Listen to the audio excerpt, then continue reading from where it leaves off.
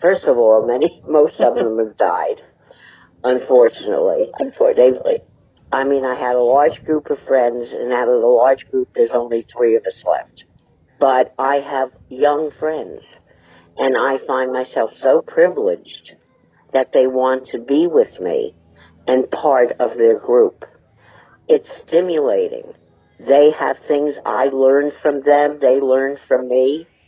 You just have to keep going and enjoy life and every minute and every second. We've all been through very difficult times. We've all had terrible things happen to us.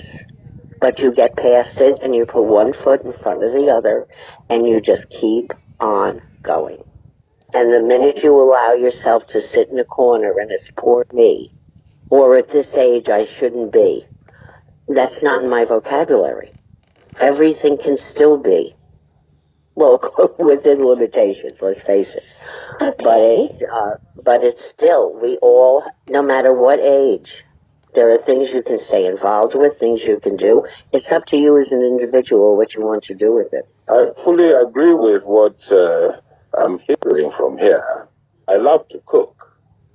And so I create all kinds of dishes, not from the textbook, but from my head.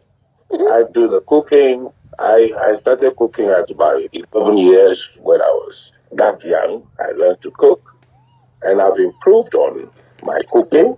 I would invite colleagues to come and join me for free lunch. I love it.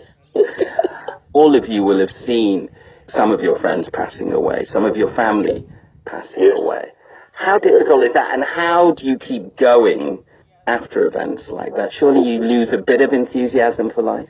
We've all been through tragedy. My husband left on an adventure trip on Sunday. I got a call Tuesday. He was dead. My son passed away 1.5 years ago. I still feel that they're with me. To lose a child is the worst thing that can happen to you. But you can't live and allow the grief and the loss take over your life. You have to pick up your big girl panties, put one foot in front of the other, and you keep on going. Somebody at work yesterday, a woman looked at me. She said, "You mind me asking how old you are?" And I told her. And she said, "How are you so happy?" And I said, "Because I'm thankful for every day I am on this earth." Right. And I think with age, that comes where you just have to keep on moving through life, no matter what life is thrown at you. Elaine, Joan and Ernest, with their advice to enjoy every minute. And just in case there is any doubt, I should say that if you want to live to an old age, then smoking is definitely not recommended by scientists.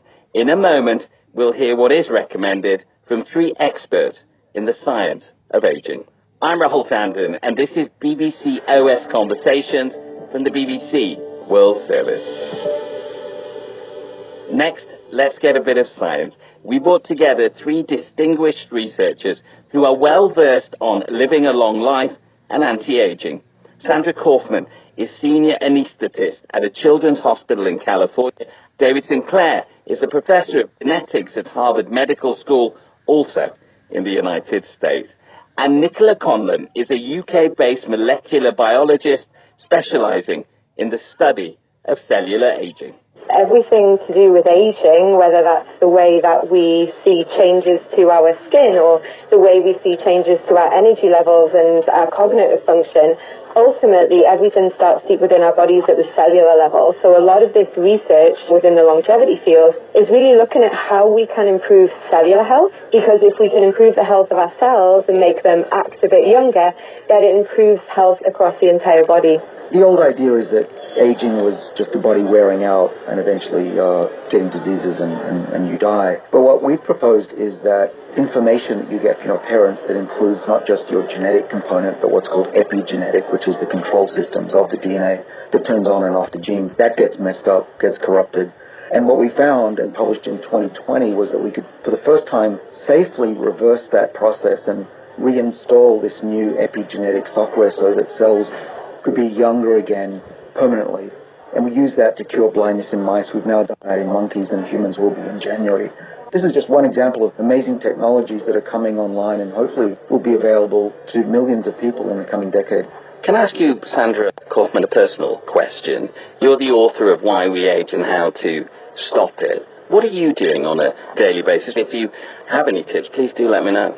We have deficiencies as we get older, so supplements are key on a daily basis. Medications are key on a daily basis. I truly believe that pharmaceuticals can be repurposed instead of treating disease, but to avoid disease. So every day I wake up, I have 3 sets of supplements and medications that I take.